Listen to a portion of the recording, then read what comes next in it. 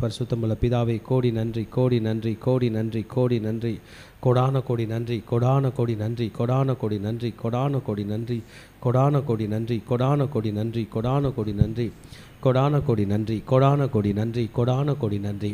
தகப்பனே, அந்த வேளையிலும் கூட அப்பா, யோவான் 19ஆம் அதிகாரத்தை நாங்கள் தியானிக்க நீர் பாராட்டின கிருபைக்காக நன்றி. நீ எங்களோடு பேசி கொண்டிருக்கிறபடியால் நன்றி, எங்களை வழிநடத்தி கொண்டிருக்கிறபடியால் நன்றி, எங்களோட இடைப்பட்டு கொண்டிருக்கிறபடியால் நன்றி. இந்த யோவான் 19ஆம் அதிகாரத்தை நீர் எங்களுக்கு ஆசீர்வதித்து தாரும், எங்களோடு இடைப்படும். இயேசுவின் ரத்தம் ஜெயம். எங்களுக்கு இந்த வார்த்தைகளை நீர் நன்மையாக்கி கொடுத்து இதன்படி நாங்கள் நடக்க எங்களுக்கு சத்துவத்தை கொடுக்கிறபடியால் நன்றி. இயேசுவின் நாமத்தில் ஜெபங்கள் எடுக்கிறோம் நல்ல பிதாவே, ஆமேன். இன்றைக்கும் யோவான் 19 அதிகாரத்தை 19ஆம் அதிகாரத்தை நாம் தியானிக்க போகிறோம். இந்த 19ஆம் அதிகாரத்துடைய ஸ்பெஷாலிட்டி என்னென்னா, நேற்றைக்கு பாடுபடும்படி தன்னை அர்ப்பணித்த இயேசு, 18ஆம் அதிகாரத்தில் அர்ப்பணித்த இயேசு,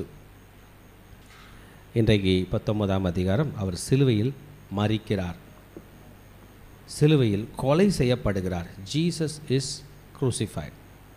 இயேசு சிலுவையில் கொலை செய்யப்பட்டதை இதிலே சொல்லியிருக்கிறார்கள், எழுதியிருக்கிறார்கள் யோவான் 19ஆம் அதிகாரத்தில். இதை 3 பகுதிகளாக பிரிக்கிறேன். 1ஆம் வசனத்திலிருந்து 16ஆம் வசனம் வரைக்கும் சிலுவை மரணத்தின் தண்டனையை பெற்றார் என்பதாகவும், 17ஆம் வசனத்து 30ஆம் வசனம் வரைக்கும் சிலுவையில் அறையப்பட்டார் என்பதாகவும், 31ஆம் வசனத்தில் 42ஆம் வசனம் வரைக்கும் இயேசு அடக்கம் செய்யப்பட்டார் என்பதாகவும் நாம் தியானிக்க போகிறோம். 3 பகுதி. இயேசு சிலுவை மரணத்துக்கு உட்படுத்தப்பட்டார், இயேசு சிலுவை மரணம் அடைந்தார், இயேசு அடக்கம் செய்யப்பட்டார். நம்ம எல்லாருக்குமே ஃபெய்த் என்னன்னா, இயேசு கன்னி மரியாளின் மைந்தன். இயேசுக்கு அப்பா இல்லை, அம்மா மட்டும்தான். பிறகு இயேசு தேவனுடைய குமாரன். இயேசு நமக்காக சிலுவையிலே மரித்தார். அவர் செய்த குற்றத்துக்காக மரிக்கல, நான் செய்த குற்றத்துக்காக மரித்தார். மரித்த இயேசு அடக்கம் செய்யப்பட்டார். அவங்க முறைமை பிரகாரம் எப்படி அடக்கம் பண்ணுவாங்க, அப்படி அடக்கம் செய்யப்பட்டார். அடக்கம் பண்ணப்பட்ட இயேசு 3ஆம் நாளில் உயிரோடு எழுந்தார். ஆமென். இப்போ மரிக்கிறது, அடக்கம் பண்ணப்படுறது இன்றைய சாப்டரில் படிக்கிறோம். நாளைய சாப்டர்லேருந்தே உயிரோடு எழுவதை பற்றி நாம் படிப்போம்.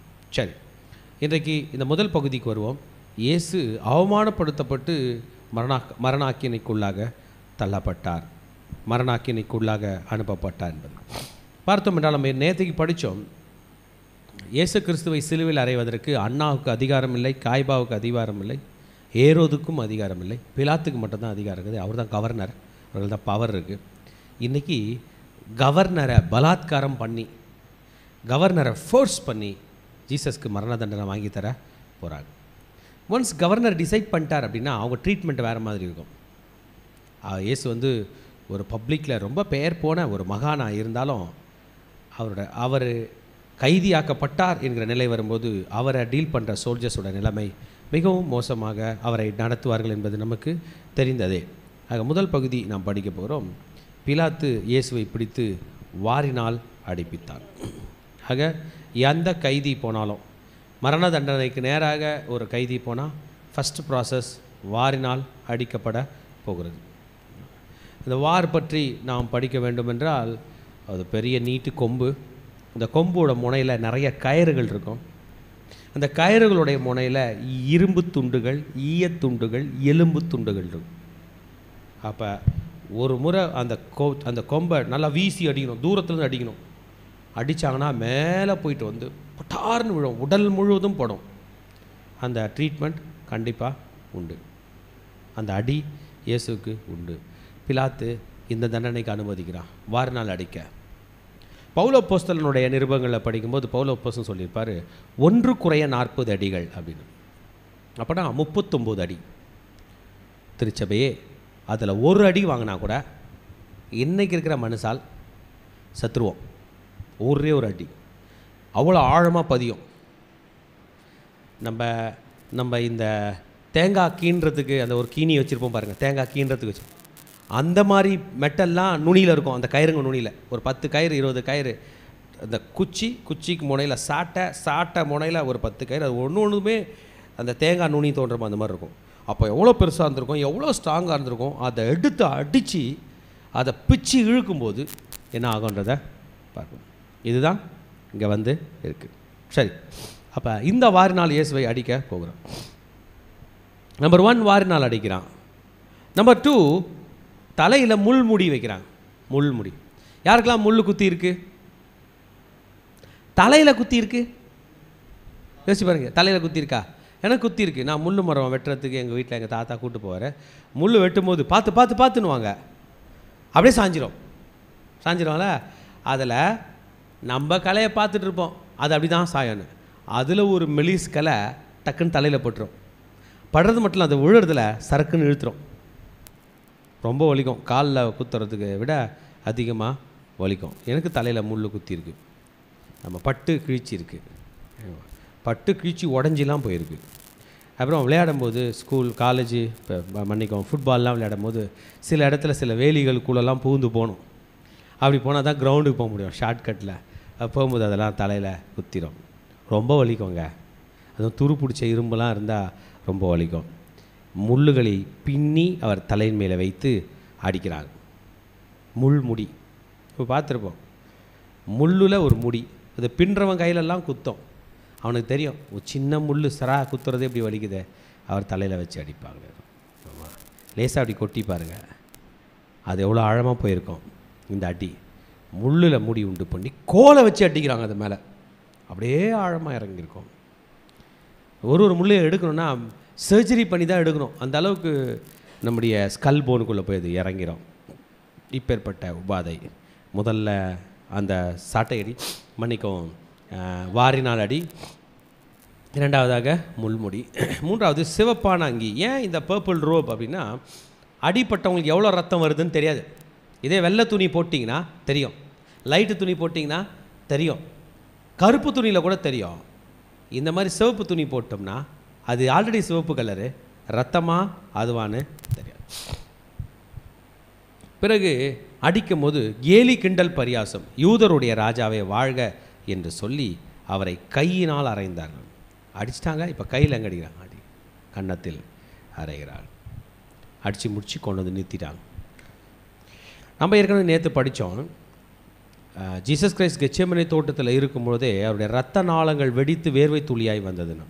ஆமாம், நமக்கு 3 விதமான சிஸ்டம் ஆப்ரேட் ஆகுது டிரான்ஸ்போர்ட்டேஷனுக்கு, சர்க்குலேட்டரி சிஸ்டம். ஒன்று வந்து சுத்த ரத்தம் கடத்துகிற பிளட் வெசல்ஸ், அது ஆர்டீரியல் சிஸ்டம் சொல்லுவாங்க. இன்னொன்று வந்து அசுத்த ரத்தத்தை கடத்துகிற ஒரு பிளட் வெசல் சிஸ்டம், அது வீனஸ் சிஸ்டம் சொல்லுவாங்க. தசைகளுக்குள்ள ரத்தம் போயிட்டு அது யூஸ் பண்ணப்பட்டு அது அசுத்தமாக மாறி ரத்தமோ இல்லை, அசுத்த ரத்தமும் இல்லை, சுத்த ரத்தமும் இல்லை, மையமாக ஒரு இடத்துல இருக்கும். அது சில நேரம் ஒரு தண்ணி மாதிரி செமி லிக்விடு மாதிரி இருக்கும். அந்த லிம்ஃபாட்டிக் சிஸ்டம் சொல்லுவாங்க. அதுங்களை கடத்துறதுக்கு ஒரு சிஸ்டம் இருக்குது, அதை லிம்ஃபாட்டிக் சிஸ்டம் சொல்லுவோம். ஆக சுத்த ரத்தம், அசுத்த ரத்தம், இந்த லிம்ஃபாட்டிக் சிஸ்டம் எந்தெந்த பாத்வேலெல்லாம் பிளட்டு போதோ அந்தந்த பாத்வேலெல்லாம் மேலே ஸ்கின்ல ஒரு வேர்க்கிற ஒரு தன்மை இருக்குது, பெர்ஸ்பிரேஷன், அது மாதிரி ஒரு வேர்க்கிற தன்மை இருக்குது. அதில் ரத்தம் வந்துருச்சுன்னா இல்லை, யோசிச்சு பாருங்களேன். உங்கள் வீட்டில் 2 பைப் இருக்குது. ஒரு பைப்பில் சுடு தண்ணி போகுது, ஒரு பைப்பில் பச்சை தண்ணி போகுது. திடீர்னு நீங்கள் பச்சை தண்ணி பிடிக்கிற பாத்திரத்துக்கு வெளியில் சூடு அண்டுது. பச்சை தண்ணி பாத்திரத்துக்கு வெளியில் என்ன அண்டுது? சூடு அண்டுது. அப்போ நான் ப்ரெடிக்ட் பண்ணுவீங்க, சுடு தண்ணி பைப்பு எங்கே உடஞ்சி பச்சை தண்ணியோட மிக்ஸ் ஆகி இங்கே வந்திருக்கின்றது போல். எங்கே ரத்த நாளம் அவருக்கு வெடிச்சிச்சின்னு தெரில, எந்தெந்த இடத்துல ரத்த நாளம் வெடிச்சிச்சு தெரில. ஒரு பெர்ஸ்பிரேஷன் ப்ராசஸ்க்கு, அதாவது சூடை உடம்புலேருந்து தனிச்சு வெளியே தண்ணியை தள்ளி உடம்பை டெம்பரேச்சர் ரெகுலேட் பண்ணுற இடத்துல ரத்தம் வந்துருச்சுன்னா எங்கேயோ பிளட் வெசல்லாம் என்ன இருக்குது? வெடிஞ்சிருக்கு. ரத்த நாளெல்லாம் என்ன பண்ணியிருக்கு? வெடிஞ்சிருக்கு என்கிற மாபெரும் வலி. ஆமீன். ரத்த குழா பிளட் வெசல்லாம் சின்ன சின்ன மைக்ரோ பிளட் வெசல் கன்ஸ்ட்ரிக்ட் ஆனால் கூட நமக்கு வலிக்கும். வயிறு வலிலாம் வருதில்ல, அந்த இடத்துல உள்ள தசைகள் சுருங்கிடும். ஏன் சுருங்குதுன்னா ரத்தம் கம்மியாக போனாலே சுருங்கிடும். அதனால தான் வலி. உடனே மாத்திரை கொடுப்பாங்க, அந்த இரத்த நாளங்கள் திரும்பி விரிவடையும், வலி குறையும். இங்கே இயேசுக்கு ஒரு மேசிவ் கார்டியாக் அரெஸ்ட்டாக இருக்கலாம், மேசிவ் ஸ்ட்ரோக்காக இருக்கலாம், எல்லாமே இருக்கலாம். ஆனால் அது வெளியில் தெரியல. ஸ்ட்ரோக் வந்தால், ஒரு அதிகபட்சமாக ஸ்ட்ரோக் அட்டாக் வந்தால் செத்து போயிடுவாங்க. கார்டியாக் அரெஸ்ட், ஹார்ட்டுக்கு போகிற ரத்தம் நிறைய அடைப்பு வந்துச்சுன்னா செத்து போயிடுவாங்க. உலகத்தில் எந்த மனிதனுக்கு வந்ததை விட அதிகமான பிளட் வெசல் டேமேஜ் ஜீசஸுக்கு வந்துச்சு. ஆனால் ஏங்க இயேசு சாகலைன்னு கேட்குறீங்களா? அவர் தம்மில் தாமே ஜீவனுடையவராக இருக்கிறார். வலியை பொறுத்துக்கிட்டு உயிரையும் பிடிச்சிக்கிட்டார் கையில். அது கெத்செமனே தோட்டத்திலே நம்மளை மாதிரி ஆளுங்க 1000 முறை செத்து பிழைக்கிறதுக்கு அர்த்தம் இந்த பாடு இல்லை. மசில் அப்படி கன்ஸ்ட்ரிக்ட் ஆனதுமே ரத்தம் குறைவுபட்டு, வால்யூம், ஃப்ளூயிட் வால்யூம் குறைவுபட்டு, பிளட் வால்யூம் குறைவுபட்டு ஒரு குறிப்பிடத்துக்கு கன்ஸ்ட்ரிக்ட் ஆகும்போதே அவரும் வயிறு வலிக்குது, தலைவலிக்குது. உடனே ஒரு டைலேட்டாஸ், வேச டைலேட்டார் ஏதோ ஒன்று சாப்பிட்டு ஃப்ரீ பண்ணிக்கிறோம். அங்கே எவ்வளோ வந்துச்சுன்னு தெரில. அந்த பாடை தாண்டி கெத்செமனே தோட்டத்தில் இறங்குறார். கெத்ரோநாத் அவர் நடந்து போகும்போதே தெரிஞ்சிருச்சு, கெத்ரோநாத்தில் 2.5 லட்சம் ஆடுகளின் ரத்தம் போகுது. அந்த ரத்தத்தெல்லாம் தாண்டிட்டு தான் போகிறார். அந்த ரத்தம் அவர்கிட்ட பேசுது, ஐயா எங்கள் ரத்தம் செல்லாது, வேஸ்ட்டாக போகுது, உங்கள் ரத்தம் சிந்தணும். திரும்பி வரும்பொழுது இந்த கெத்செமனே தோட்டத்தில் ப்ரே பண்ணிட்டு திரும்பி வந்து, நான் நினைக்கிறேன் வேர்த்திருக்கோம், அப்படி வழித்து அந்த கெத்ரோநாத்தில் அப்படி தட்டி இருந்தார்னா தண்ணியாக இருந்திருக்காது, ஃபுல்லாக ரத்தமாக இருந்திருக்கும். கெத்செமனே தோட்டத்திலே உள் உபாதைக்குட்பட்டார். உடம்புலே இன்டர்னல் ப்ராப்ளம். அதை தாண்டி வந்ததும் அவன் காட்டி கொடுக்குறான். இப்போ இன்றைக்கி பிலாத்து பார்த்தோம்னா வாரினால் அடிக்க ஆரம்பித்து விட்டான். பிறகு முள்முடி, இது வரைக்கும் பாருங்கள் என் கையில் இந்த முள்முடி, இது சும்மா மூங்கில் மரத்தோடது தான். இது ஒன்று எவ்வளோ ஷார்ப்பாக, நிஜமாலுமே மூங்கில் மரத்தோடது. ஒரு முள்ளும் ஆணியை விட ஷார்ப்பாக இருக்குது. சும்மா அடி தலையில் அடி, லேசாக அடி குத்தி பார்க்குறேன், லேசாக ஒன்று தான். ஆமாம், அரேபியன் பாலைவனம் முள்ளுகளுக்கு ஃபேமஸான பாலைவனம். எங்கெல்லாம் வெயில் அதிகமாக இருக்கோ அங்கே முள் முளைக்கும். கரெக்டுங்களா? பாலைவனத்தில் எந்த செடி அதிகமாக இருக்கும் தெரியுமா? சப்பாத்தி கள்ளி. அதில் என்ன இருக்கும்? முள். எப்படி இருக்கும் முள்? பயங்கரமாக இருக்கும், ஷார்ப்பாக இருக்கும், ஆணியை விட ஷார்ப்பாக இருக்கும். உடைக்கலாம் முடியாது, கையிலலாம் பிக்க முடியாது, உழையாது. ஏறினது தான், ஆப்ரேஷன் பண்ணி தான் எடுக்கணும். குத்திட்டா இவ்வளோ ஆழலாம் இறங்கிடும். அவன் 1 இன்ச்சு 2 இன்ச்சு 3 இன்ச்சுக்கெலாம் இறங்கிடும். இப்போ இவன் அடிக்கிற அடி நான் நினைக்கிறேன் கண்டிப்பாக ஆண்டவருக்கு ஸ்கல் டேமேஜ் ஆகி இன்டர்னல் டேமேஜ் ஆகி இன்டர்னல் ப்ளீடிங் ஆகிருக்கும். நம்மளாம் தான் செத்துருவோம், எந்த கைதியும் செத்துருவான், எந்த மனுஷனும் செத்துருவான். இயேசு மட்டும் எப்படி தாக்கு பிடிக்கிறாரு? அவர் தமிழ் தாமே ஜீவனுடையவர். இவ்வளோ வலியும் தாண்டி அந்த உயிரை அவர் வைத்து கொண்டிருக்கிறார், அவமானத்தையும் தாண்டி வைத்து கொண்டு. இப்போ பிலாத்து தன்னுடைய லாஸ்ட் ட்ரையல் செக் பண்ண போகிறாருங்க, இயேசுவை எப்படியாச்சும் காப்பாற்றிடலான்னு. ஆனால் இவ்வளோ தூரம் அடிச்சுட்டு யாரையும் காப்பாற்ற முடியாது. சரி, இருந்தாலும் அவர் ட்ரை பண்ண போகிறார். கொண்டு வந்து நிறுத்தி, இவ்வளோ அடி அடிச்சிருக்கேன், இந்த மனிதனத்தில் ஒரு குற்றமும் காணேன், இதோ அவர் ஒரு தப்பும் பண்ணல அப்படின்னு கொண்டு வந்து நிறுத்துறார். இவ்வளோ அடி அடிச்சுட்டு பொதுமக்கள் நிற்கிறாங்க. நான் ஏற்கனவே சொன்னேன், அது பொதுமக்கள் இல்லை, அண்ணா காய்பாவோட கூலிப்படை. இந்த பஸ்கா பண்டிகையில் ஊர் ஜனத்தை ஊருக்குள்ளே வர விடல, எல்லாம் அவனோட கூலிப்படை தான் வர வச்சுருக்கான். அவன் சொல்கிறது தான் அவங்க சொல்லுவாங்க, ரைட்டா? இப்போ பஸ்கா பண்டிகையில் எல்லாம் அவங்க டீம் தான் உள்ளே இருக்குது. பிலாத்து அரண்மனை வெளியே ஃபுல்லாக அவங்க ஆளுங்க தான் இருக்கிறாங்க. இப்போ இயேசுவை கைகளை கட்டி, கை கட்டிதான் அடிக்கும்போது அப்படி தடவி கூட விட முடியாது, கை கட்டிட்டு தான் அடிக்கிறாங்க. வெளியே வந்து நிற்கிறார் இயேசு நிற்கும்போது பிலாத்து சொல்லுகிறான், இதோ அந்த மனுஷன், இவனத்தில் ஒரு குற்றமும் காணவில்லை. இப்போ பொதுமக்கள் அந்த என்ன பண்ணுவாங்க? ஆண்கள் பெண்கள் ஸ்திரீகள், ஐயோ இயேசு அப்படி அடிச்சிருக்காங்களே, நல்ல மனுஷன்பா, இனிமேல் ஒரு அடி அடிக்காது தானே சொல்லணும். அவனுங்க பாருங்கள், பிரதான ஆசாரியரும் 6th verse சொல்லுகிறது, சேவகரும் அந்த சோல்ஜர்ஸும் கூட சேர்ந்துக்கிட்டான். அவனுங்களுக்கும் காசு கொடுத்துட்டானுங்க. சொல்லியிருப்பாங்க, இங்கே பாருங்கள், பப்ளிக் நிறைய ரோமன் கவர்னர்கிட்ட அலோடு இல்லை, உங்கள் போலீஸ் தான் நிறைய இருக்கும், சோல்ஜர் தான் நிறைய இருப்பாங்க, ஆனால் நீங்களும் இங்கே கூட சேர்ந்து என்ன பண்ணுங்க, கத்துங்க. ஒரு கவர்மெண்ட் அஃபீஷியல் இயேசுக்கு விரோதமாக கத்த போகிறான், சேவகர்களும் கத்துறாங்க, இயேசுவை சிலுவையில் அறையும், சிலுவையில் அறையும். பிலாத்து அப்படியே சொன்னான், இந்த மனுஷனுக்கு மரண தண்டனை நான் விதிக்கல, நீங்களே போய் அரைஞ்சிங்க பாருங்க. அதற்கு பிலாத்து, நீங்களே இவனை கொண்டு போய் சிலுவையில் அறையுங்கள், நான் இவனிடத்தில் ஒரு குற்றமும் காணேன் என்று சொன்னான். அல்லேலூயா. இப்போ ஒரு விஷயம் புரிஞ்சுக்கணும், ஒரு மனுஷனை கோர்ட்டில் எதுவுமே நிறுத்துறாங்கன்னு வச்சுப்போம், சரியாப்பா? நீதிபதி முன்னாடி நிற்கிறான், நீதிபதி சொல்கிறாரு, இவன் மேலே ஒரு தப்பும் நான் காணலைன்னு சொல்லிட்டாருன்னு வைப்பான். சொல்லி ஜட்ஜ்மெண்ட் எழுதிடுறாரு. அவரை ஜெயிலில் போடுவாங்களா, விடுதலை பண்ணுவாங்களா? விடுதலை. சூப்பரில். இங்கே பாருப்பா, நீதிபதி, தேசாதிபதி, தேசத்துக்கும் அதிபதி, நீதிக்கும் அதிபதி பிலாத்து. இயேசு மேலே குற்றமும் காணோம், அவர் மேலே ஒரு குற்றமும் காணலன்னு சொல்கிறான். ஆனால் திரும்ப சிலுவையில் அறைய போகிறாங்க.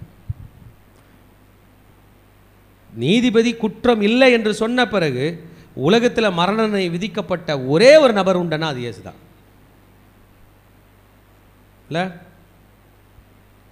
எப்படிங்க பிலாத்து கேட்குறாரு, எப்படிங்க ரோமன் எங்களது தாங்க சட்டம், நானே சொல்கிறேன் ஒரு தப்பு பண்ணலன்னு.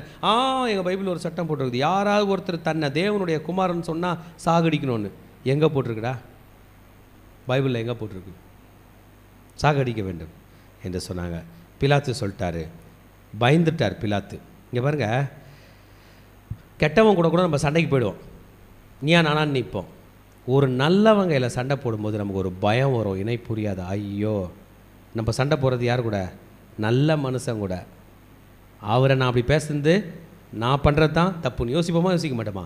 அதுதான் பிலாத்துக்கு பயம் வந்துருச்சு. அவன் சொன்னான், நீ எங்கே இருந்து வருகிறாய், நீ யார்? இந்த முறை இயேசு பேசலை. நீ என்னிடத்தில் பேசுவது இல்லையா, உன்னை சிலுவையில் அறையவும் எனக்கு அதிகாரம் உண்டு, விடுதலை பண்ணவும் அதிகாரம் உண்டு அப்படின்னு சொல்கிறான். இயேசு இப்போ சொல்கிறாரு, அது உன் கண்ட்ரோலில் இல்லை, பரத்தில் இருந்து உமக்கு கொடுக்கப்படாதிருந்தால் என்மேல் உனக்கு ஒரு அதிகாரமும் இடாது சொல்கிறாரு. நீ என்னை சிலுவையில் அறையவும் இல்லை, அறைய வைக்கவும் இல்லை, விடுதலை பண்ணவும் இல்லை. இந்த நேரத்தில் நான் சாகணும் என்பது பரலோகத்தினுடைய நீதியாக இருக்கிறது என்று தன்னை சிலுவைக்கு ஒப்பு கொடுத்தார். ஆமீன். யாராவது உங்ககிட்ட வந்து இயேசுவை ஏன்பா சிலுவையில் அரைஞ்சாங்கன்னா நீங்கள் என்னன்னு சொல்லுவீங்கம்மா? சொல்லணும், ஏன் பாவத்துக்காக இயேசுவை சிலுவையில் அரைஞ்சாங்க. சொல்லுவியம்மா, யாருக்காக இயேசுவை சிலுவையில் அரைஞ்சாங்க? ஏன் பாவத்துக்காக இயேசு. இயேசு நல்லவரா கெட்டவரா? நல்லவர். அப்போ ஏன் சிலுவையில் அரைஞ்சாங்க? ஹலோ, ஒரு நிமிஷம் இருங்க, நான் கெட்டவன், எனக்கு பதில் இயேசுவை சிலுவையில் அரைஞ்சாங்க. புரிஞ்சிச்சா? இயேசு நல்லவர், கெட்டவன் யார்? நான். எனக்காக இயேசுவை சிலுவையில். அப்போ இயேசு செத்துட்டாரு, நீ சாக மாட்டியா? கன்ஃபார்ம்டாக சாக மாட்டேன். பூமியில் செத்து போயிடுறாங்களே, செத்தவங்களை உயிரோடு எழுப்புவார். இல்லை இல்லையா? நான் சாத்தான் என்னை தொடவே முடியாது, ஏன்னா என் ரத்தம் பாவப்பட்ட ரத்தம். இந்த பாவப்பட்ட ரத்தத்தை காப்பாற்ற அவர் பரிசுத்த ரத்தத்தை சிந்தினார். இதை நான் நம்புறேன்னு நீங்கள் சொல்லணும். இதான் விசுவாசிகள், கிறிஸ்தவனுடைய விசுவாசம். அல்லேலூயா. அவ்வளோதாங்க. பிலாத்து இப்போதுலேருந்து ட்ரை பண்ண போகிறார். இயேசுவை விடுதலை செய்வதற்கு எத்தனை முயற்சி எடுக்க முடியுமோ ட்ரை பண்ண போகிறார். அதில் ஒரு முயற்சி பாருங்கள், இயேசுவை விடுதலை ஆக்கணும்னு முடிவு பண்ணிட்டார். பவர்ஃபுல்லான மேனு, கையில் கொம்பை எடுத்தார், எல்லாம் ஓடுவான். ஏன்னா மிலிட்ரி அவர் கையில் இருக்குது. மிலிட்ரியை பார்த்து இந்த யூதர்கள்லாம் அடிங்கன்னா அவனுக்கு ஓடிடுவானுங்க. இப்போ கலவரம் பண்ண போகிறானுங்கன்னா தெரியுமா சொல்கிறானுங்க? லிசன். ஹலோ பிலாத்து கத்துறாங்க. பிலாத்து சொல்லுங்கடா, யாராவது ஒருத்தன் தன்னை ராஜான்னு சொன்னால் அவன் ராயனுக்கு விரோதமாக பேசுகிறான்னு அர்த்தம். நீ ராயன் கீழே வேலை செய்கிற ஆள், அவன் அந்த இயேசுன்ற ஆள் தன்னை ராஜான்னு சொல்லியிருக்காப்புல, நீ அவருக்கு சப்போர்ட் பண்ணியனா உன்னை எடுத்துகிட்டு போய் ராயன் கையில் கம்ப்ளைண்ட் பண்ணுவோம். எப்படி அது பாருங்க.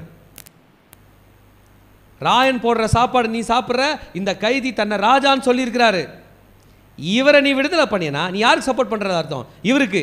அப்போ யாருக்கு துரோகம் பண்ணுற? ராயனுக்கு துரோகம் பண்ணுற. எப்படி பிலாத்தையே ரவுண்ட் பண்ணிட்டானுங்க பாருங்க. பிலாத்து இன்னும் எக்ஸ்ட்ரா பயந்துட்டாப்புல, அடப்பாய் நம்ம வேலைக்கே இவனுங்க அழிவு பண்ணிடுவானுங்க போல என்று சொல்லி, போ நீ ஆச்சு உன் விஷயமாச்சு என்று தன் கைகளில் தண்ணீரை, பாத்திரத்தில் தண்ணீர் கொண்டு வர செய்து, ஒரு உலகத்து மனிதன், கர்த்தரை பற்றி தெரியாதவன், மோசையை பற்றி தெரியாதவன், 611 கட்டளைகள் படித்த இந்த யூதர்களுடைய ஒரு கட்டளை கூட தெரியாதவன், நீதி நேர்மையாய் தன் கைகளை தண்ணீரினால் கழுவி கையெடுத்து கும்பிட்றான்.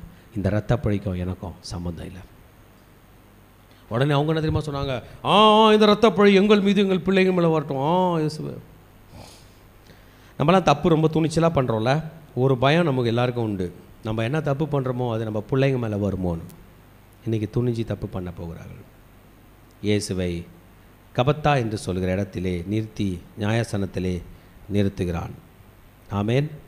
நிறுத்துகிறான். ஏறக்குறைய 6 மணி நேரம் ஆகிறது. இதோ உங்கள் ராஜா என்று சொல்லுகிறான். அவங்க எல்லாம் கத்த ஆரம்பிச்சிட்டாங்க. இயேசு எங்களுக்கு ராஜா அல்ல, சீசர் தான் எங்கள் ராஜா. யார் ராஜா இல்லை? இந்த இயேசுவை சிலுவையில் அறையும் சிலுவையில் அறையும், சிலுவையில் அறையும் என்று சொல்ல பிலாத்து ஏஞ்சிட்டு போயிட்டாப்புல. இப்போ இயேசுவை சோல்ஜர்ஸ் கையில் பிடிச்சிட்டாங்க, சிலுவையில் அறைய கொல்ல போகிறாங்க. கொண்டு போக போகிற இடம் பேர் கொல்கோதா. அந்த இடம் பேர் என்ன பேருங்க? கொல்கோதான்னா மண்டையோட்டு ஸ்தலம். என்ன பேருங்க? கபாலஸ்தலம். மண்டையோட்டு ஸ்தலம் என்கிற கபாலஸ்தலம். கொல்கோதானாலே எல்லாருக்கும் பயம். ஏன்னா அங்கே நேச்சுரலாக செத்தவங்க அங்கே இல்லை, இந்த மாதிரி சாகடிக்கப்பட்டவங்க அங்கே இருக்கிறாங்க. சிலுவையில் அடித்து குட்டுயிராக தொங்க போட்டுருவானுங்க. அடுத்த நாள் காலையில் வந்து பார்த்தா நரி, ஓனாய், விஷ மிருகங்கள்லாம் அந்த உடம்புகளை கடித்து சாப்பிட்டு போட்டுரும். புதைக்க மாட்டானுங்க.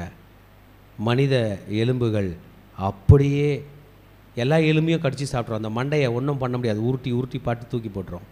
மண்டையோடுகள் நிறைந்த இடத்துக்கு இயேசுவை கூட்டி கொண்டு போகிறோம். இயேசுவை சிலுவையில் அரைஞ்ச இடம் பேர் கபாலஸ்தலம். என்ன ஸ்தலங்க? கபாலஸ்தலம். ஒரு இடத்துல சில மீனிங். கபாலம்னா தலைக்கு அந்த மீனிங் இருக்குது. கபாலஸ்தலம், மண்டையோட்டு ஸ்தலம். கொல்கோதா. கொல்கோதானாலே கொலை நடுங்குமா ஜனங்களுக்கு. பேர் கேட்டாலே கொலை நடுங்கும். ஏதாவது ஒரு பயப்படுற கதை சொல்லணுன்னா அதை வந்து கொல்கோதா பேரை சொல்லி தான் சொல்லுவாங்க. இப்பேற்பட்ட ஒரு இடத்துக்கு இயேசுவை கொண்டு போய் அங்கே ஏற்கனவே 2 கைதி ரெடியாக இருக்கிறான். 2 பேரும் திருடனுங்க, பயங்கரமான திருடனுங்க. இந்த சைடு ஒரு திருடன், இந்த சைடு ஒரு திருடன். நடுவை இயேசுவை நிறுத்தி சிலுவையில் அறைந்தார்கள். ஆனால் ஒரு விஷயம் என்னன்னா, லெஃப்டில் இருக்கிற திருடன் மேலே திருடன் எழுதி ஒட்டியிருக்கு, ரைட்டில் இருக்கிற மேலே திருடன் எழுதி விட்டுருக்கு. ஆனால் இயேசு மேலே நசரனாகிய இயேசு யூதருடைய ராஜான்னு எழுதி ஒட்டியிருக்கு. ஹல்லேலூயா. இந்த யூதர்கள் என்ன எழுதி ஒட்டியிருப்பான்னு நமக்கு தெரியாது. அவன் எழுதி ஒட்டணும்னு நினச்சான்னு எனக்கு தெரியல. ஆனால் பிலாத்துனான்னு எழுதினாவில் இந்த திருடன் மேலே தலை மேலே திருடன், இந்த திருடன் தலை மேலே திருடன், இயேசு மேலே நசரனாகிய இயேசு யூதருடைய ராஜா என்று பிலாத்து ஒரு உலகத்தான் எழுதி ஒட்டியிருக்கிறான். வர ஜனங்களாம் பார்ப்பாங்க, செத்தவன் திருடன், செத்தவன் திருடன், நடுவில் இருக்கிறது யூதர்களுடைய ராஜா. இதை எதை குறிக்கிறது என்றால், இயேசு சாகும்பொழுது அவர் மரித்த மரணமே இந்த யூதர்களுக்கு ராஜாவாகத்தான் மரித்திருக்கிறார். நான் என்ன தெரியுமா சொல்லுவேன் ப்ரே பண்ணும்போது, சாமி நீ யூதனுக்கு ராஜாவாக இருந்துருப்போ சாமி, நீ முதல்ல என்னோட ராஜா சாமி. உங்களை எத்தனை பேர் இயேசு உங்களோட ராஜா நபர்? ஏன் ராஜா சாமி. ஆமேன். அந்த இடத்துல நான் இருந்திருந்தேன்னா யூதர்களுடைய பேர் பக்கத்தில் என் பேரை எழுதிட்டு போயிருப்பேன், என்னுடைய ராஜா என்று. எனக்காக மரித்து தன் ஜீவனை கொடுத்து என்னை வாழ வைத்தவர் இயேசு. ஹல்லேலூயா. ஒரு மொழியில் எழுதலையாம்பா, ஹீப்ரு, கிரீக் அண்ட் லாட்டின் 3 லாங்குவேஜில் எழுதிட்டார் பிலாத்து. 3 லாங்குவேஜ்லையும். ஹீப்ரு தெரிஞ்சவங்களும் படித்தான், லாட்டின் தெரிஞ்சவங்களும் படித்தான், கிரீக்கு தெரிஞ்சவனும் படித்தான். ஹீப்ரு ஒன்று யூதருடைய மொழி, கிரேக் என்பது மகா அலெக்சாண்டருடைய மொழி. இயேசு பிறப்பதற்கு 400 ஆண்டுகளுக்கு முன்பாக மகா அலெக்சாண்டர் தோன்றியிருக்கார். ஜீசஸ்க்கும் சீனியர் மகா அலெக்சாண்டர், அலெக்சாண்டர் த கிரேட். அப்போ அவர் உலகம் ஃபுல்லாக கிரேக்கை பரப்பிட்டார். இவங்க வாழ்ந்த காலத்தில் ரோமர்களுடைய மொழி வந்து லத்தீன் மொழி.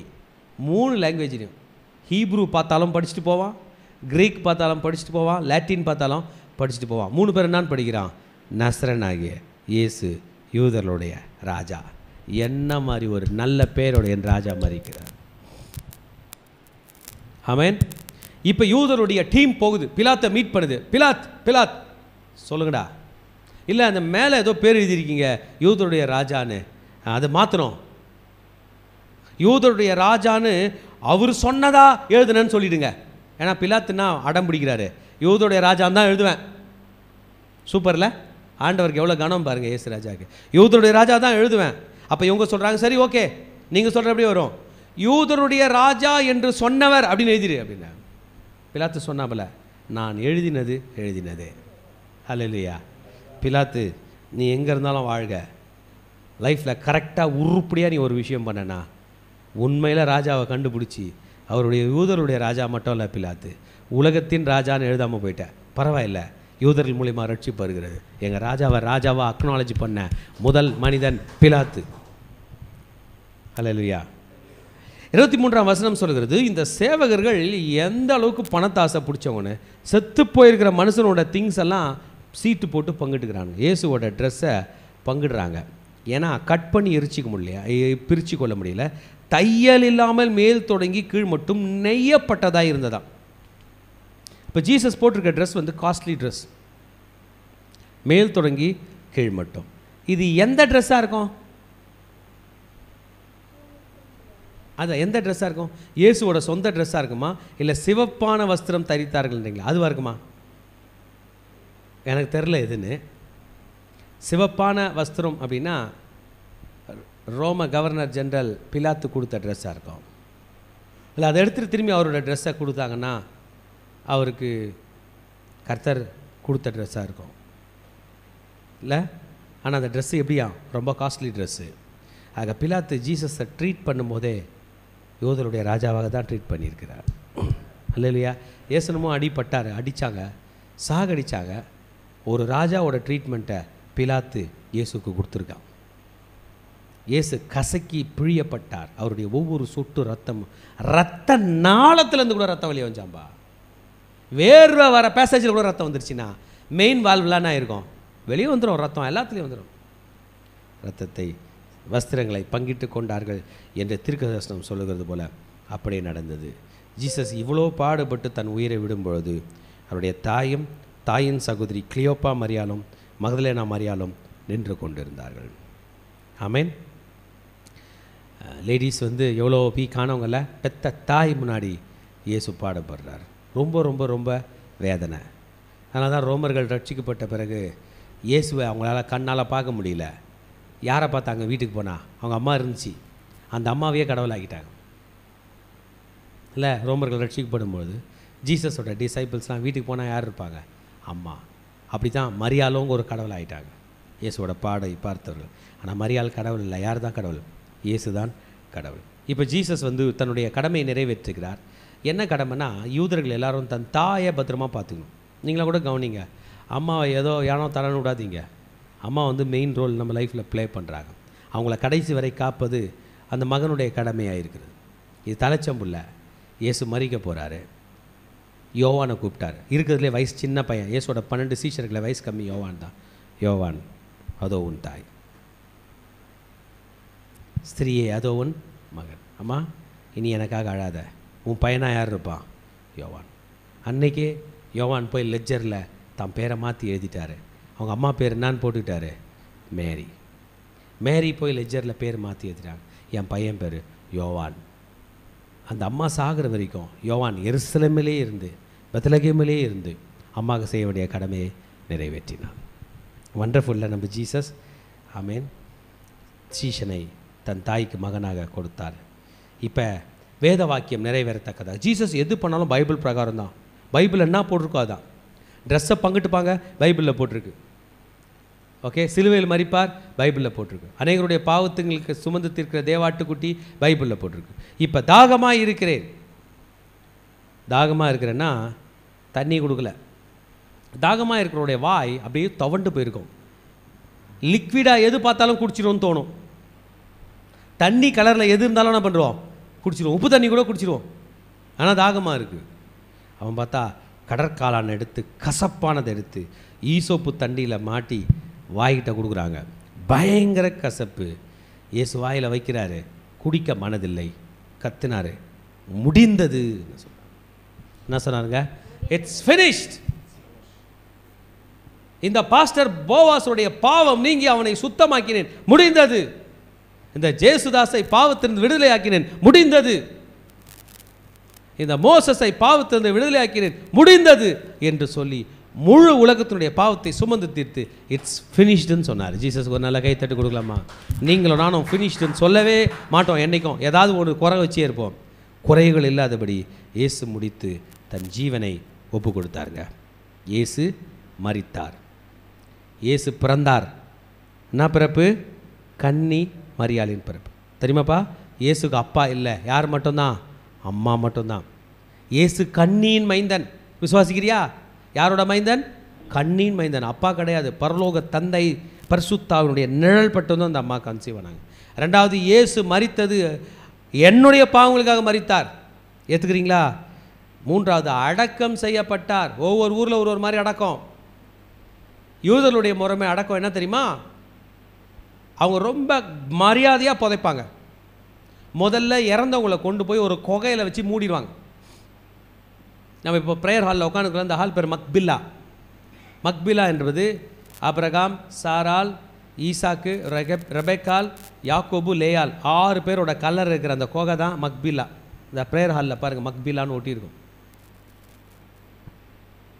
எப்படின்னா தாத்தா பாட்டியை நேராக புதைக்க மாட்டாங்க, அவங்கள அழகாக துணியில் சுற்றி கொகை வெட்டி அண்டர் கிரவுண்டில் கல்லுலாம் வச்சு பாடியை படுக்க வச்சுட்டு வந்துடுவாங்க. மக்பிலா என்பது முதலாவதாக இஸ்ரேல் காசு கொடுத்து வாங்கின இடம். அவங்க ஆபிரகாம் காசு கொடுத்து வாங்கின இடம். அந்த மக்பிலா கல்லறையில் என்ன பண்ணுவாங்களா, நம்மளை மாதிரி மண்ணை தோண்டி புதைச்சிட மாட்டாங்க, அந்த குகையில் கொண்டு போய் வைப்பாங்க. வச்சுட்டு குறிப்பிட்ட நாளில் போய் வாசனை திரவியங்கள் போடுவாங்க. போட்டு பாடி ஸ்மெல் வராமல் நாற்றம் வராமல் மெயின்டைன் பண்ணுவாங்க. சில வருஷம் கழித்து எல்லாம் மக்கி எலும்பு குண்டாயிடும். என்ன ஆகிடும்? எலும்பு. அவங்க தாத்தா பாட்டியோட எலும்பு குண்டாக பார்ப்பாங்க, எடுத்து ப்ரேயர்லாம் பண்ணி பிறகு புதைப்பாங்க. அந்த அவங்களோட போன்ஸை கூட பார்ப்பாங்க. நமக்கு அதுக்கெலாம் தைரியம் இல்லைல்ல, நமக்கு தைரியம் இல்லை, மண்ணை போட்டு மூட்டு போயிடும், அவ்வளோதான் பார்ப்பாங்க. அந்த மாதிரி ஒரு சிஸ்டம் தான் இயேசுக்கு அடக்கம். இயேசுவை இப்போ அடக்கம் பண்ண போகிறாங்க. பிலாத்து கையில் போகிறாங்க. பிலாத்து கையில் போய் பர்மிஷன் வாங்கணும்ல. செத்துட்டவங்களுக்கு என்ன சர்டிஃபிகேட் வாங்கணும்? Death certificate. டெத் சர்டிஃபிகேட் இல்லாமல் அடக்கம் பண்ணுறோமா? டாக்டர் கொடுக்கணும் டெத் சர்டிஃபிகேட்டு, டாக்டர்கிட்ட வாங்கணும் இல்லை. அதை வச்சு தான் ரெஜிஸ்டர் ஆஃபீஸில் போய் ரெஜிஸ்டர் பண்ணும். ஆனால் டாக்டர் டெத் சர்டிஃபிகேட் இல்லாமல் நீங்கள் போய் அடக்கம் பண்ணிங்கன்னா அவ்வளோதான். அப்போ அன்னைக்கிருந்தே இந்த ரூல் இருக்குது. அடுத்தது ஜீசஸ் வந்து பப்ளிக்காக கொலை செய்யப்பட்டிருக்கிறார். கன்ஃபார்ம்டாக கவர்மெண்ட் கையில் என்ன பண்ணோம்? லெட்டர் வாங்கணும். பிலாத்து கையில் போய் சொல்கிறாங்க, இயேசு என்ன பண்ணிட்டார்? மறிச்சார். பிலாத்து இயேசுக்கு டெத் சர்டிஃபிகேட் கொடுக்குறார். செக் பண்ணிட்டு. செக்கிங் முறை என்ன தெரியுமா? செக்கிங் முறை என்ன தெரியுமா? 2 இருக்குது. ஒன்று, நேராக போய் இந்த வயிறு பகுதி இருக்குல்ல, ஏன்னா சிலுவையில் ஹைட்டில் எதுனா தொங்குறாங்க, ஈட்டி எடுத்துகிட்டு போய் விழா பக்கமாக ரைட் சைட்லேருந்து ஒரே குத்து. அப்போ ரைட்டில் லிவர் இருக்குது, லிவரில் ஒரு குத்து குத்தி அப்படியே லெஃப்டில் ஹார்ட்டில் ஒரு ஏறி லங்ஸில் ஏறி இழுத்துருவான். அப்படி அவர் பொழைச்சிருந்தாலும் liver out, heart out, lungs எல்லாம் அவுட்டு, இழுத்துருவான். கூட வயிறும் பேர்ஸ் பண்ணுறோம். லிவரில் ஏறதுக்கு முன்னாடி வயிறு வழியாக போய்ப்போம், கீழே வந்து ஏற்றுறான். வயிறு, லிவரு, ஹார்ட்டு, லெஃப்ட் லங்கு இழுக்கும்போது வயிற்றில் தண்ணி இருந்தால் வெளியே வந்துடும். ஹார்ட்டில் லாஸ்ட்டு கீழே உள்ள வென்ட்ரிக்கலில் ரத்தம் இருந்தால் வெளியே வந்துடும். மொத்த ரத்தமும் ஒரு ட்ரைனேஜ் டியூப் போட்ட மாதிரி வெளியே வந்துடும். அந்த குத்தும் போது கத்துனாலோ இல்லை உயிர் இருந்தாலோ உடனே கால் எலும்புகளை உடைப்பானுங்க. கால் எலும்புகளை உடைச்சா கீழே இங்கே ஒரு பாப்புலிட்டியல் ஆர்ட்ரின்னு ஒன்று இருக்குது பின்னாடி, அது கட்டாயிடும். அது கட்டாச்சுன்னா ஒரு நொடியில் மொத்த ரத்தமும் கீழே உசுன்னு கீழே ஊற்றிடும். இதுதான் டெக்னிக். ஜீசஸ்க்கு இப்போ லாங்கினஸ் அனுப்புகிறாங்க. இந்த ஜீசஸை கொலை செய்யக்கூடிய ஃபுல் பொசிஷன் எடுத்து கொலை செய்த படை தளபதி லாங்கினஸ். அவர் தான் head of the commanding team. அவர் தான் செக் பண்ணிட்டு சொல்லணும் ஜீசஸ் செத்திருக்காருன்னு. ஈட்டி எடுத்தான், ஒரு குத்துனான், குத்திட்டு இழுத்தா ரத்தமும் தண்ணீரும் வழிஞ்சி அவன் மேலே படுது. சொல்லிட்டான், இவர் உண்மையிலே ஜீவனுள்ள தேவனுடைய குமாரன். ரத்தமும் தண்ணீரும் புறப்பட்டது. 35, இவன் மெய்யாகவே சாட்சி கொடுக்கிறான், அவனுடைய சாட்சி மெய்யாக இருக்கிறது. இன்னொரு இடத்துல லாங்கின சொல்லியிருப்பார், இவர் ஜீவனுள்ள இவர் தேவனுடைய குமாரன். ஆமேன். இயேசு இப்போ என்ன ஆகிட்டார்? இறந்துட்டார். இம்மிடியேட்டாக லாங்கினஸ் லெட்டர் கொடுக்க, லெட்டர் கவர்னர் ஆஃபீஸுக்கு போக, கவர்னர் ஆஃபீஸ்லேருந்து டெத் சர்டிஃபிகேட் ஜென்ரேட் ஆகிடுச்சு. டெத் சர்டிஃபிகேட்டை எடுத்துகிட்டு 2 பேர் வராங்க, பேர் மறக்காதீங்க. அரிமத்து யூரானாகிய யோசேப்பு, ஆமேன். அப்புறம் நிக்கதேமு, 2 பேர். அரிமத்து யூரானாகிய நிக்கதேமு, அப்புறம் யோசேப்பு. ஓகே, அரிமத்து யூரானாகிய யோசேப்பு, பிறகு நிக்கதேமு. இதில் நிக்கதேமு என்பவர் கவர்மெண்ட் ஆஃபீஸர். ஆமேன். இந்த கவர்மெண்ட் ஆஃபீஸருக்கு பவர் இருக்குது. அவங்க 2 பேருமே சேர்ந்து போய் பிலாத்து கையில் பர்மிஷன் கேட்டு யூதருடைய மரபுப்படி என்னெல்லாம் போடுவாங்களோ, பாடி எம்பாமிங், அதுக்கு வெள்ளை போலமும் கரிய போலமும் கலந்து ஏறக்குறைய 100 ராத்தல் கொண்டு வராங்க. இந்த மிக்சரை ரெடி பண்ணி பாடியில் தரவுனா அது பேர் எம்பாமிங். கிருமிலாம் வேலை செய்யாது, நாத்தடிக்காது, எம்பாம் பண்ணிடுவாங்க. இன்றைய டெக்னாலஜி நிறைய எம்பாமிங்லாம் இருக்குங்க. நண்பர் ஒருத்தர் வெளிநாட்டில் போய் சைனாவில் இறந்துட்டார். 1 மாதம் கழித்து பாடி வந்துச்சு. நேற்று இருந்தால் எப்படி இருக்குமோ அப்படி இருந்துச்சு. பிளாஸ்டிக் உடம்பு மாதிரி இருந்துச்சு. அந்த எந்த டெக்னிக்கில் ப்ரிசர்வ் பண்ணி வைக்கிறாங்கன்னா அது பேராக எம்பாமிங். ஜீசஸ்க்கு எம்பாமிங் பண்ணி சுகந்த வாசனைகளுடனே அந்த செத்துப்போன பாடியோட டெத்தோட எந்த ஸ்மெல் வரும் பண்ணிவிட்டு ஒருவனும் வைக்கப்படாத ஒரு புதிய கல்லறையில் இயேசுவை வைக்கிறார்கள். வச்சுட்டு மூடிட்டாங்க. இயேசு பிறந்தார், வாழ்ந்தார், ஊழியம் செய்தார், மரித்தார், அடக்கம் பண்ணப்பட்டார். நம்மள மாதிரியே தான். நமக்கும் அவருக்கும் ஒரு வித்தியாசம் இருக்குது. நமக்கு அப்பா உண்டு, அம்மா உண்டு. அவருக்கு யார் மட்டும்தான்? அம்மா. அப்புறம் நம்ம வாழும்போது உருப்படியாக வாழலை, ஒழுங்காக வாழலை. இயேசு 33 ஆண்டுகளும் உத்தமமாய் வாழ்ந்தார். ஃபிசிக்கலில் சின்ன ப்ராப்ளம் வந்திருந்தால் கூட அவர் சிலுவையில் மரித்திருக்க முடியாது. உடம்பும் பெஸ்ட்டு, ஸ்பிரிட்டும் பெஸ்ட்டு, மனதும் பெஸ்ட்டு, எக்ஸலண்ட்டான வாழ்க்கை வாழ்ந்தார். நமக்காக மரித்தார். இயேசுவோட டெத் என்னான்னு சொல்லுவீங்க நீங்கள்? க்ரூசிஃபிகேஷன். டெத் ஃபார் மீ, எனக்காக மரித்தார். மரித்த இயேசு இப்போ அடக்கம் பண்ணப்பட்டிருக்கிறார். இயேசுக்கு மட்டும்ங்க பர்த் சர்டிஃபிகேட் உண்டு, டெத் சர்டிஃபிகேட் உண்டு, ரிசரக்ஷன் சர்டிஃபிகேட் உண்டு. நமக்கு மட்டும் 2 தான், பர்த்து, டெத்து. இந்த இயேசு இன்றைக்கு உங்களை நேசிக்கிறார். நம்ம எழுந்து நின்று ஜீசஸ்க்கு நன்றி சொல்லலாமா? கர்த்தர் இன்றைக்கு நம்முடைய இடைப்பட்டு கொண்டிருக்கிறார். ஷீதாரா காத்தாரா போதே ரீதி நீதி நீதி நீக்கே நீரே போதே நிரதன பரகதன. Let's surrender to God.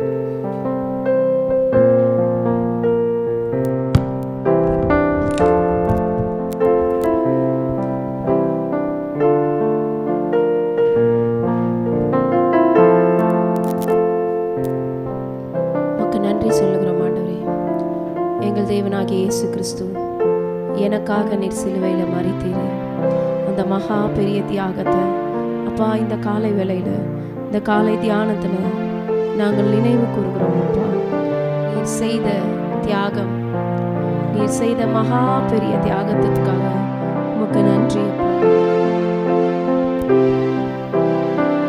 எனக்காய் ஜீவன்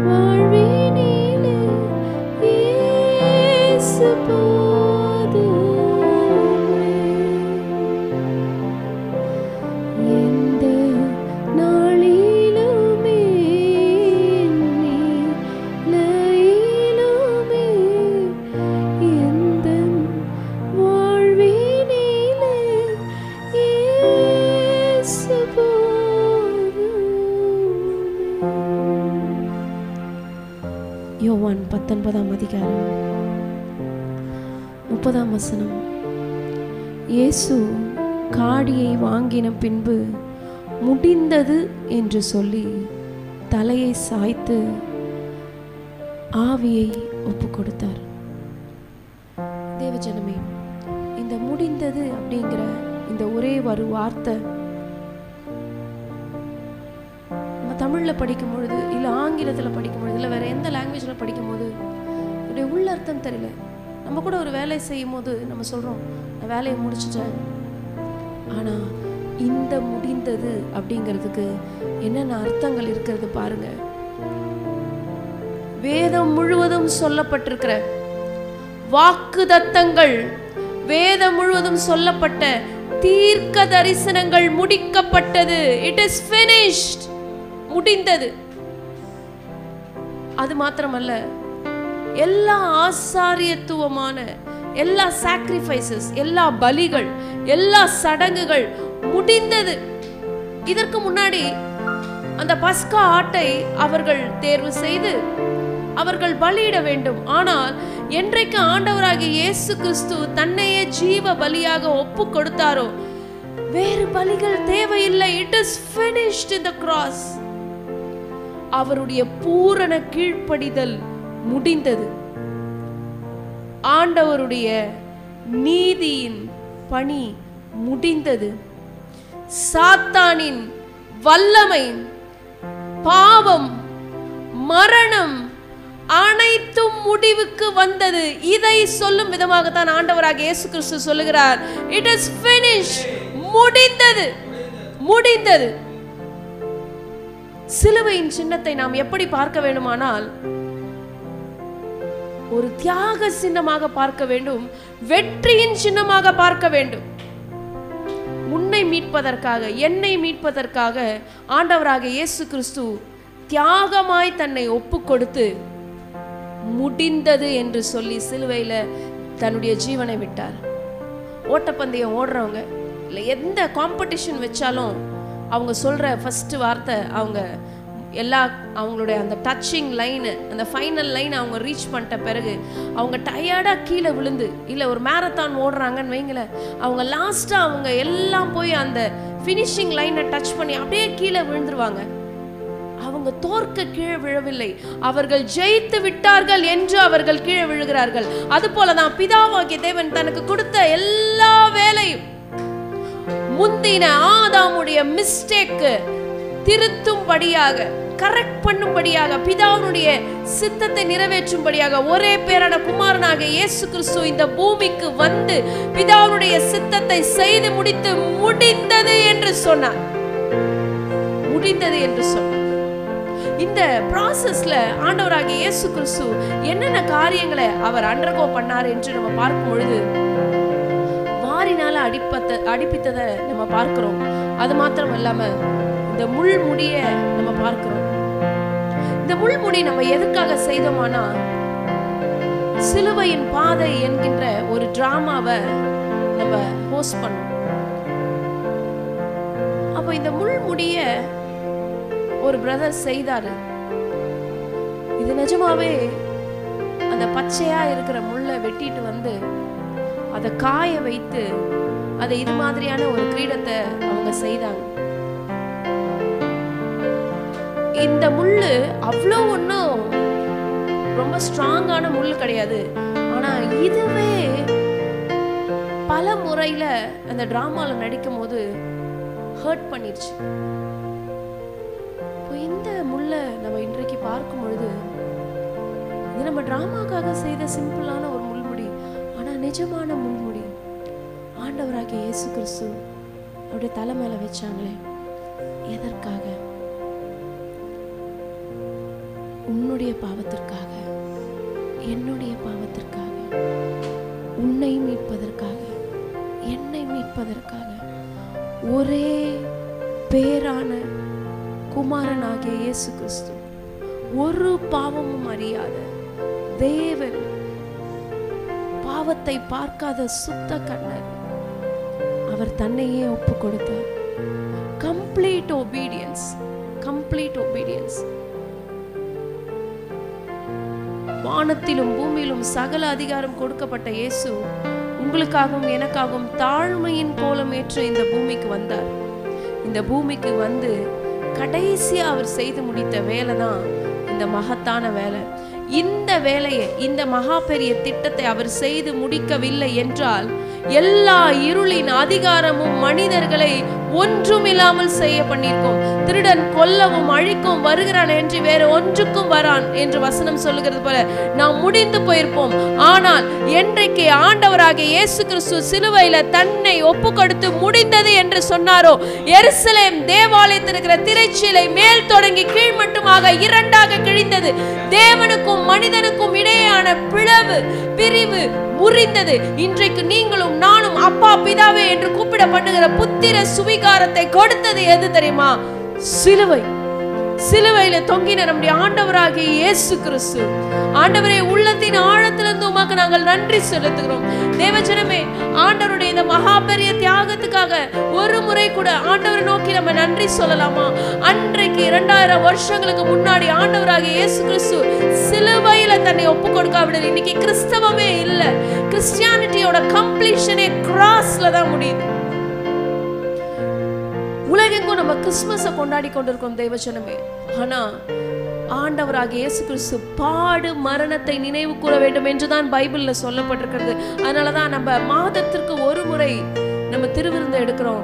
ஆனா நம்ம சபையில நம்முடைய போதகர் சொல்லுகிறார், நம்ம தினம் தினம் ஆண்டவருடைய பாடு மரணத்தை நினைவு கூற வேண்டும். பாடு மரணத்தை நினைவு கூற பொழுதுதான் நமக்கு ஜீவனே வருகிறது. பாடு மரணத்தை நினைவு கூறும் பொழுதுதான் நமக்கு வல்லமை வருகிறது. பாடு மரணத்தை நினைவு கூறும் பொழுதுதான் நமக்கு சுகம் வருகிறது. அதை நினைவு கூர்ந்து கொண்டே இருக்கும். இன்றைக்கு ஆண்டவரிடத்தில் நம்ம நன்றி சொல்ல போறோம். உமக்கு நன்றி செலுத்துகிறோம்ப்பா. எனக்காக நீர் வந்தீரே, எனக்காக சிறு குழந்தையாக இந்த உலகத்துல வந்தீரே, எனக்காக இந்த உலகத்துல ஊழியம் செய்தீரே, எனக்காக ஆண்டவரே சிலுவையில ஒப்பு கொடுத்தீரே, எனக்காக மரித்தீரே, எனக்காக உயிர்த்தீரே. உள்ளத்தின் ஆழத்திலிருந்து உமக்கு நன்றி, உமக்கு நன்றி, உமக்கு நன்றி, உமக்கு நன்றி செலுத்துகிறோம் அப்பா. எனக்காய் ஜீவன் விட்டவரே, என்னோடு இருக்க எழுந்தவரே. சொல்ல போகிறோம்.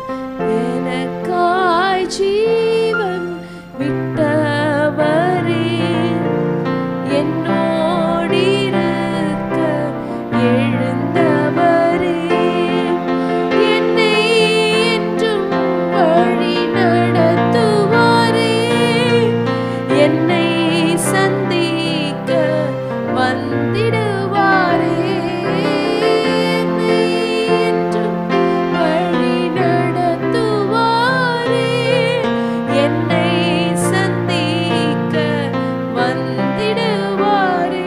சுபோதுமே சுபோதுமே போதுமே போதுமே, ஏசு போதுமே போதுமே போதுமே, எந்த நாளிலுமே நீலையிலுமே, எந்த வாழ்வினிலே இயேசு போதுமே. கைகளை பரத்துக்கு நேராக உயர்த்தி, இயேசு போதுமே போதுமே போதுமே, இயேசு போதுமே போதுமே போதுமே, எந்த நாளிலுமே நீலையிலுமே, எந்த வாழ்வினிலே இயேசு போதுமே, எந்த நாளிலுமே நீலையிலுமே, எந்த வாழ்வினிலே இயேசு போதுமே. ஆம் இயேசுவே, எனக்கு முன்பாக எத்தனை துன்பங்கள், போராட்டங்கள், பிரச்சனைகள், பாடுகள், அவமானங்கள், நிந்தைகள் வந்தாலும் என் இயேசு நீர் எனக்கு போதும் அப்பா. நீர் சிலுவையில எனக்காக எல்லாவற்றையும் வெற்றி சிறந்ததுக்காக உமக்கு நன்றி செலுத்துகிறோம். நீர் மெய்யான திராட்சை செடி, நாங்கள் கொடிகள் அப்பா. நீங்க மெய்யான திராட்சை செடி, நாங்க கொடிகள். நாங்கள் உம்மில நிலைத்திருக்கக்கூடிய பாக்கியத்தை எங்களுக்கு நீங்க கட்டளையிடுங்க. நாங்க உம்மில நிலைத்திருக்க வேண்டும் அப்பா.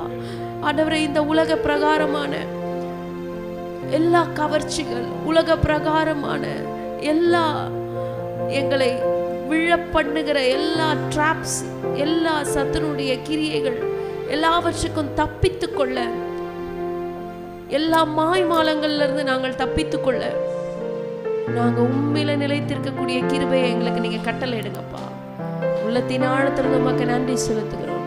இயேசுவின் ரத்தம் செய்யும் இயேசுவின் நாமத்தில் பிதாவே, ஆமென், ஆமென். கர்த்தர் தாமே உங்களை ஆசீர்வதிப்பாராக. ஷாலோம். God bless you. கடைசி ஆசீர்வாதத்துக்கு நேராக கைகளை விரித்துக் கொள்ளும். ஈவரக்கா அடோனாய் வயீஷ்மரக்கா யா ஏ அடோனாய் பனவ் அல்லக்கா விஹுனக்கா ஈஷா அடோனாய் பனவ் அல்லக்கா வயசம் லக்கா ஷாலோம் வயசம் லக்கா ஷாலோம். கர்த்தர் உன்னை ஆசீர்வதித்து காக்க கடவர். கர்த்தர் தன் முகத்தின் மேல் பிரகாசிக்க பண்ணி உன்மேல் கிருபையா இருக்க கடவர். கர்த்தர் தன் முகத்தை உன்மேல் பிரசன்னமாக்கி உனக்கு சமாதானம் கட்டளையிட கடவர். ஹல்லேலூயா, ஹல்லேலூயா, ஹல்லேலூயா.